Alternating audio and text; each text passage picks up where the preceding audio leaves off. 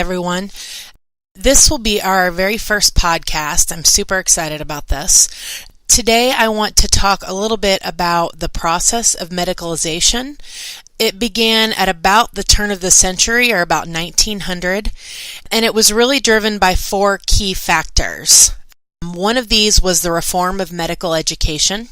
The second was the adoption of scientific methods. The third was the invention of effective treatments, and the fourth was the organization of the profession of medicine. So I want to talk about all of these in a little more depth, but first I think it's really important to provide a brief history of the profession of medicine so that you can understand some of the rationale and reasoning behind medicalization, why it's occurred and why it continues to occur. So if we look way back to ancient societies, illness was thought to have supernatural causes, and illness was treated typically by priests or shamans. And it wasn't actually until ancient Greece at around 400 BC that the roots of modern medicine were sown. So on the one hand, most Greeks believed in a god of healing, and people who were ill made sacrifices or offerings to this god. But at the same time, Greek doctors began to develop a more rational theory of disease, and they sought cures for those diseases. Interestingly, one didn't really replace the other, and this is sort of exemplary of what happened throughout the entire course of medicine until about 1900, right? Where you've got multiple different theories or methods sort of competing against each other, and most people really hedging their bets. So in this case, you would practice Greek medicine and then also hold the supernatural view and maybe kill a lamb or something. And those two existed side by side, right? Around this time in ancient Greece, medicine actually became a distinct occupation. So the most famous Greek doctor is Hippocrates. You guys have probably heard of the Hippocratic Oath.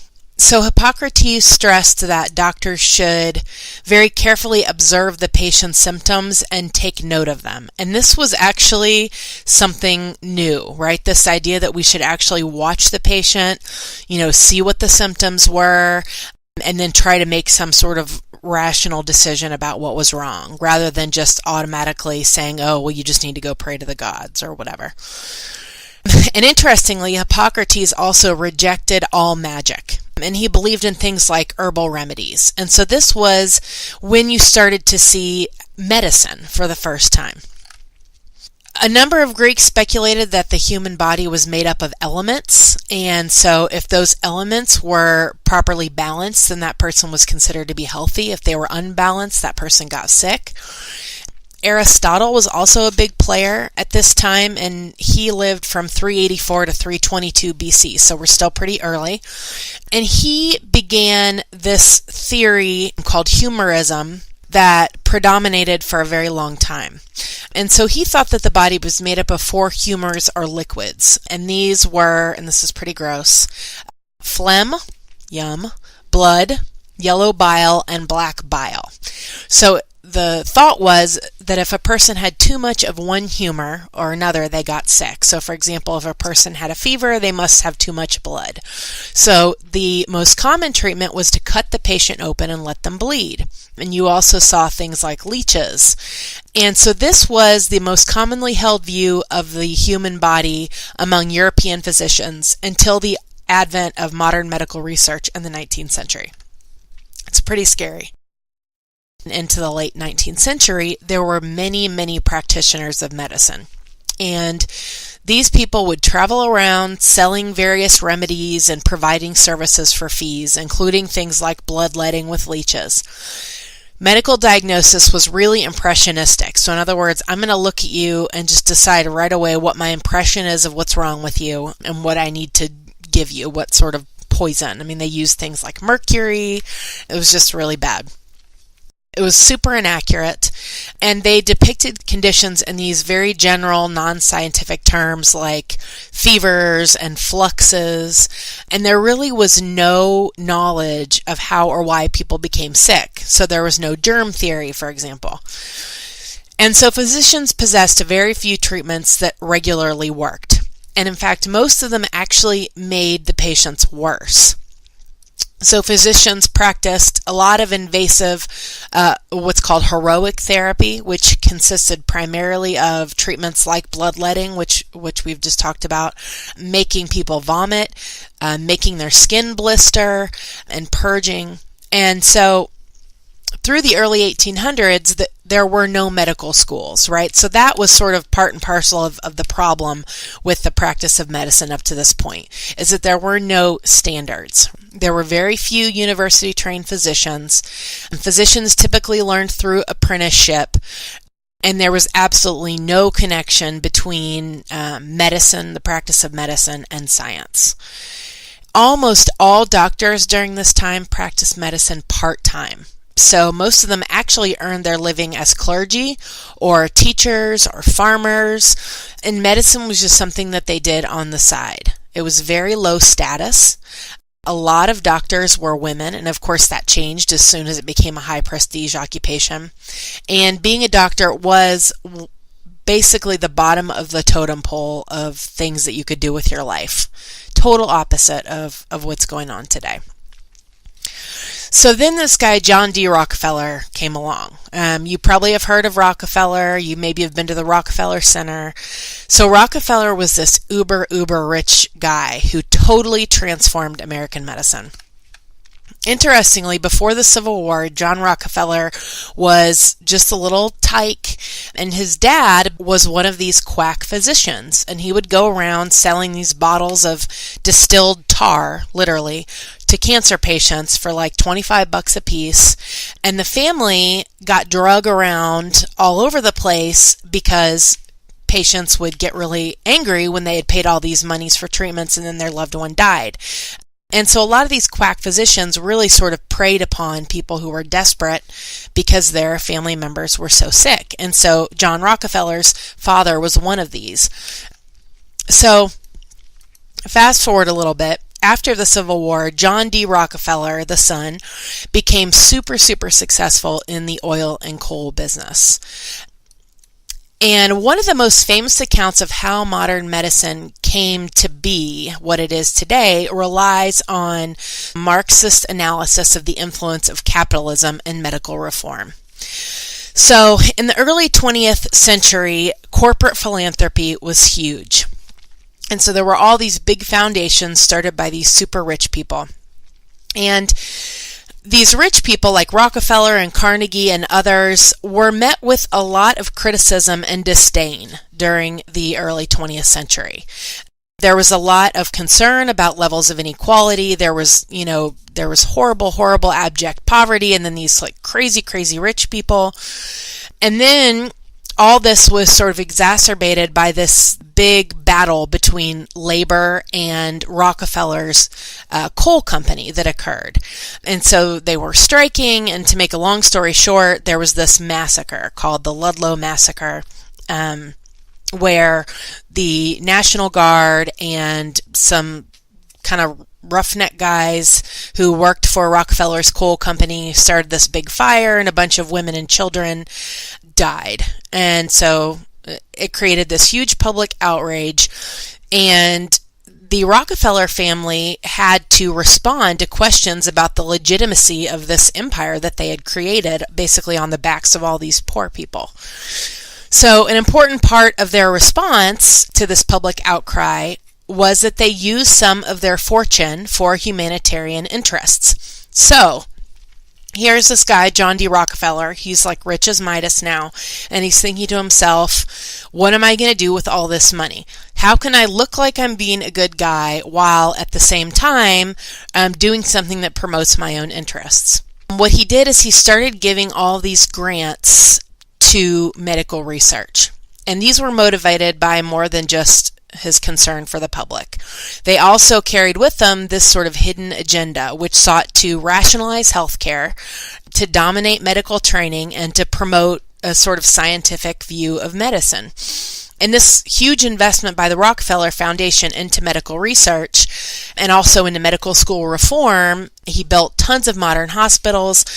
All of this restored his legitimacy by deflecting attention away from some of these sort of broader social and environmental causes of disease, right? Because here he was promoting this reductionist approach to medicine that focused on, physiology and molecular things going on inside the body rather than, someone's horrible working conditions that cause them to get black lung and die. Okay. So in the early 1900s, the Carnegie Foundation, right, which is another one of these super rich dudes, tapped this guy named Flexner to carry out a comprehensive study of medical education in America. And this was backed by Rockefeller as well. So this Flexner guy visited all 155 medical schools that were in operation at the time. And then in 1910, these findings were published in a report that is called the Flexner Report. So the Flexner Report presented this really scathing critique of the state of medical education at the time. And so it concluded that 120 of these 155 American medical schools should be merged or closed, leaving just 32 in operation. And so the president of Harvard at the time also came out and supported the Flexner Report. He said, "The ignorance and general incompetency of the average graduate of American medical schools at the time when he receives the degree which turns him loose on the community is something horrible to contemplate." It's very dramatic. So there was this very real need for fundamental reform in medical education. As we talked about, there was the leeches, the mercury, the ugliness that didn't work. And then we had this Flexner Report, which basically sort of put all of people's skepticism about medicine and how it was practiced into words, into a document. And then you had Rockefeller's philanthropic ambitions to improve medicine, and this created kind of a perfect storm for medical reform. And so Rockefeller poured hundreds of millions of dollars into a new standardized approach to medical education. And interestingly, before it was standardized, American medicine was home to about a half a dozen competing philosophies and approaches to medicine. And so these were often in open conflict with each other. So one of these actually was a big critique of allopathic medicine and what happened to George Washington. So there was this account where, when George Washington lay dying, the country's best physicians were summoned from Harvard and Yale to come to his bedside and help treat him.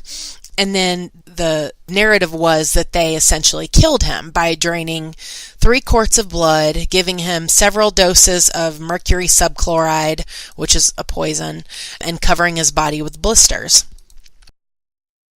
So even though you had this obvious, scary, and ineffective practice, this was the foundation upon which Rockefeller decided to build standardized medical practice. He chose to elevate the approach to medicine that was favored at Johns Hopkins, and it was called allopathy.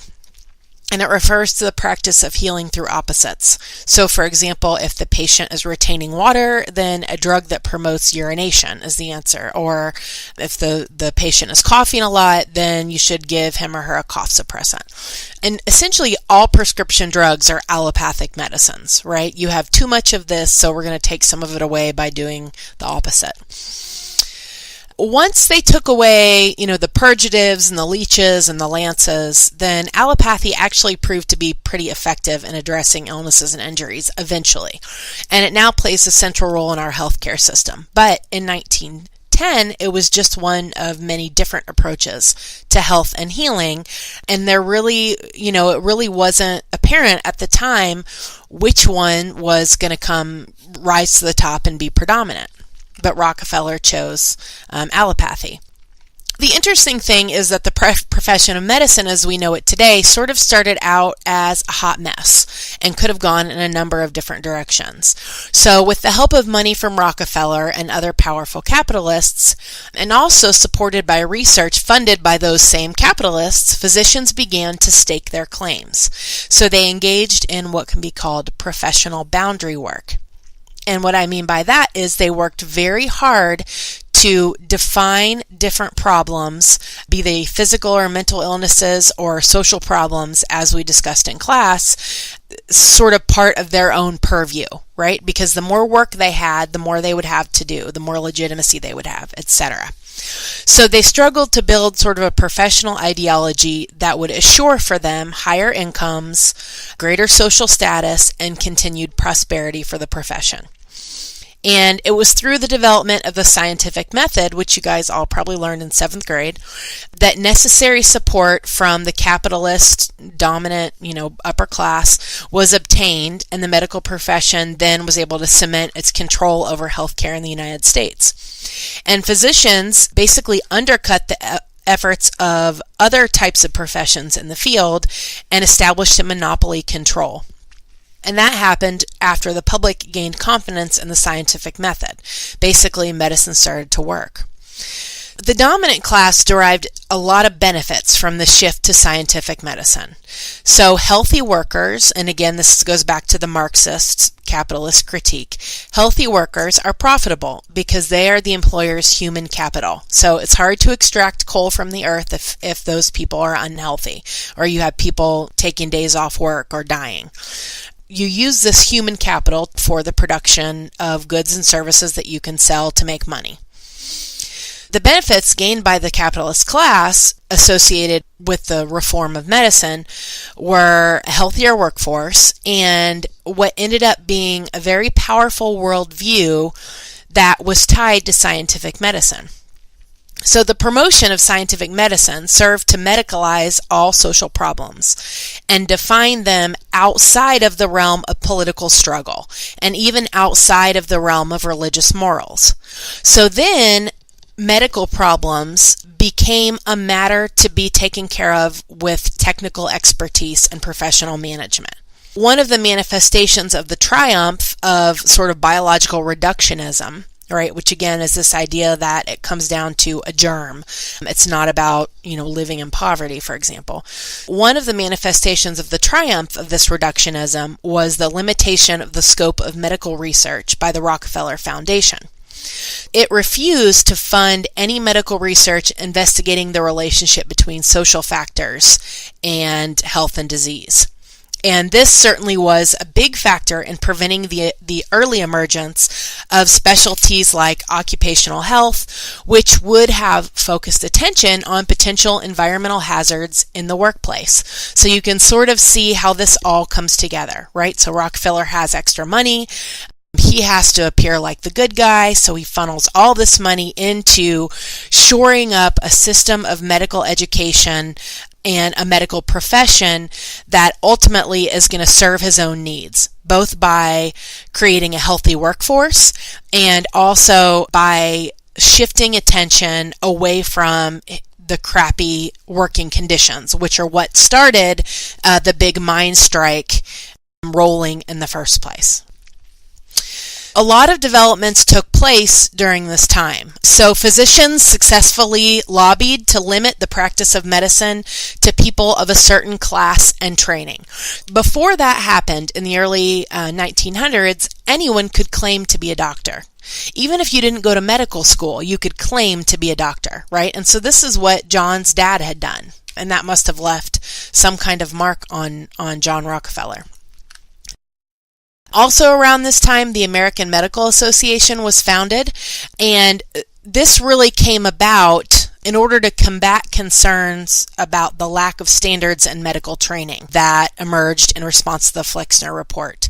The public had this really poor image of physicians. So the AMA's first task was really to increase confidence in physicians and in doctoring as a profession. Then in addition, the AMA eventually, once they had gained the trust of the public, strove for exclusive professional and economic rights to anything that they deemed to be medical in nature. Okay. At the same time, the discovery that disease is transmitted by bacteria was made in 1880. And then about 20 years later, antibiotics were invented. And antibiotics obviously were the most effective thing to come along in medicine ever, probably, and really, really changed the landscape of infectious disease. In 1908, vaccines were invented. And again, this was another huge victory for physicians. So once medicine actually started to work more than half the time, then physicians really had something that the public wanted, right? They had something to sell. Public's confidence in them increased astronomically, and they very quickly gained legitimacy. And this legitimacy was again backed by the sort of cultural power of the scientific method. So through courts and licensing laws, physicians were able to expand the domain of medicine to include things like childbirth. So for a very long time, childbirth was attended by midwives, and physicians really succeeded in medicalizing childbirth. Previously, only women had attended births, and so this was just a radical change, right? That now births would be attended by male physicians, and that it was a medical matter rather than just sort of a natural life course event. They also expanded the domain of medicine to include alcohol and drug addiction, and we talked about this in class, and that was previously the domain of the criminal justice system. Probably the most dramatic expansion has been in mental illness, which was previously the domain of religion and then criminal justice, as we discussed in class. So the result is that at this point, after lots and lots of effort by the medical profession to shore up their professional dominance, medicine has become the highest paid and most prestigious profession in America.